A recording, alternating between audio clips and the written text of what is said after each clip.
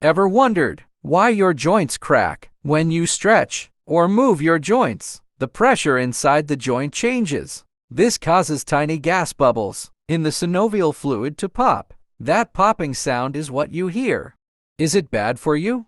Good news! Research shows cracking your joints isn't harmful and doesn't lead to arthritis. But if it's painful or happens too often, it might be worth checking out.